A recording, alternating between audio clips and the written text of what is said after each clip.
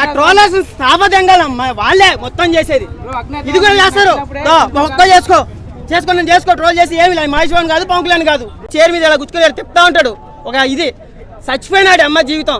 మీకు నచ్చకపోతే మేమేం చేయాలయ్యా? ఫ్యాన్స్ మాకు నచ్చింది, అర్థమైందా? కానీ యాంటీ ఫ్యాన్స్ ఏంటి, ట్రోలర్స్ ఏంటి, అది కట్టింగ్ క్లాసులు. నిన్న కూడా చెప్పాను నేను, అది అట్లా కట్ చేస్తారా? సినిమా బాగుందనే చెప్పాడు వాడు. నెక్స్ట్ డైలాగ్ లేకుండా బ్రహ్మానందం వస్తాడు వాడు. అమ్మ గుద్దా పెట్టుకోరి, సరేనా? సినిమాని సంబరెక్కుతున్నాడు అమ్మ జీవితం. ఏది త్రివిక్రమ్ తీసినా ఫ్లాపే, రాజమౌళి తీసినా ఫ్లాపే. నేను మహేష్ బాబు ఫ్యాన్స్ ఒక్కటి అడుగుతున్నా, 5 సంవత్సరాలు మరి రాజమౌళితో సినిమా వద్దంటున్నారు, ఈయన 3 నెలలతో సినిమా తీస్తున్నారు.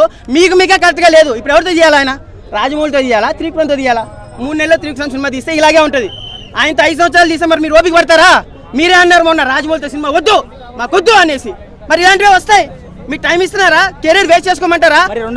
ఫస్ట్ ఆఫ్ ఆల్ మీరు చేయాల్సింది ఏంటంటే, సినిమాకి వెళ్ళేటప్పుడు 0 నాలెడ్జ్తో వెళ్ళండి. సినిమా నచ్చుతుంది. వాడు అమ్మ ఇంకా ఆ రోజు నుంచి పండగే అది. ఇంకా దీపావళి అంతా అక్కడే ఫుల్ బాటిల్ తాగి అన్న నువ్వు తిప్పన్నా మేసం అంటే ఒకటన్నా అన్న, నేను ఇంతసేపు లాగాల్సిన అవసరం లేదన్నా. సినిమాని సినిమాగా చూడండి. లాస్ట్ చెప్పేది ఒకటే, నేను పవన్ కళ్యాణ్ ఫ్యాన్ గా చెప్తున్నా.